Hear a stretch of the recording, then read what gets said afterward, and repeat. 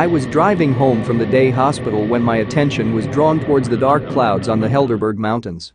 Rain clouds were forming on the mountain. But where I was, the landscape was baked in perfect summer. It crossed my mind that it was not going to rain for the next 3 months. The clouds kept my attention for a while. The dark clouds were sketching images on the snow-white clouds. A fighter airplane was followed by a bomber plane. Behind them was an army helicopter. Before the clouds changed into some other shapes, the helicopter disintegrated. Who the hell is starting a war during the coronavirus pandemic? The question crossed my mind. We are fighting a war with the coronavirus.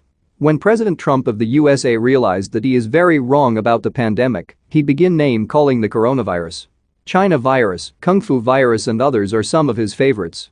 The left-wing media called it racist terms because people started victimizing innocent Chinese people not even bred in China. And all around people were dying of the pandemic. All over the world the pandemic was contained, but in USA it was a rapid fire spreading. It eventually flared up elsewhere. Nobody believed the Chinese coronavirus, now called the novel COVID-19 virus. Conspiracy theories jumped up all over. USA and China blamed each other, although other theories were also. On the 23rd March 2020, in Washington, the head of the United Nations called for a global ceasefire. At first it seemed like an unrealistic pursuit that no one would listen to because there were forever wars going on in the world. But as the pandemic dragged on, fighting paramilitaries and rebellious radicals as well as lab governments across the world decided to stop their disagreements for a while. Fighters from all over the globe have not had a willpower to put their weapons down. This deadly COVID-19 pandemic could destroy civilian people, as well as these fighting forces. It did not stop all the nations from fighting. People still died at the hands of weirdo government leaders amid the COVID-19 slaughtering of the innocent. It is difficult to have ceasefire meetings because of social distancing. Many fighting groups decided not to attack the enemy unless forced to defend themselves.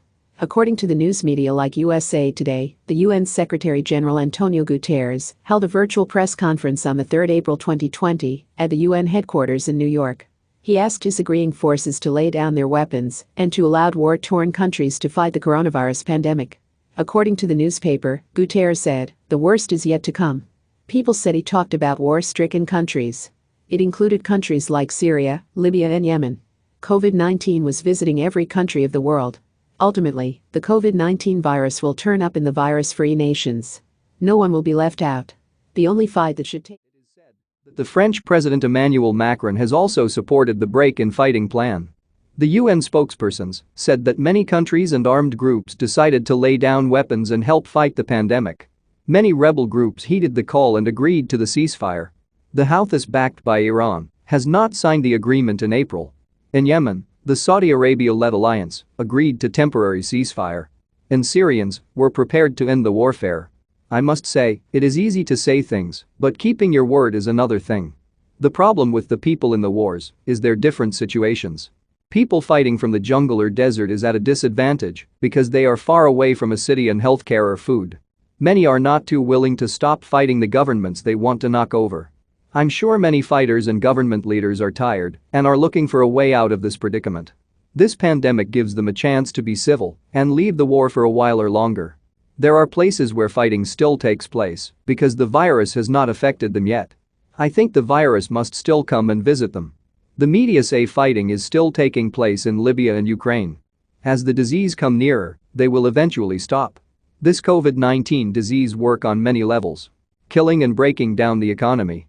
No one can fight on an empty tummy or without ammunition and weapons.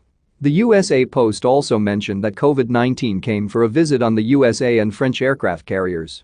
As the virus swept through the ships, hundreds of sailors became victims of this hateful coronavirus. Even passenger cruise ships were not spared. Several passengers on these holiday vessels were infected during their festivity journeys. This pandemic does not advantage one power over the other. It is weakening everyone's power. Although no physical war is happening, which I know of. Donald Trump is shooting verbal abuse at countries. Trump warned his Iranian enemies not to come too near his ships. He will destroy them. Here he blames China for creating this pandemic.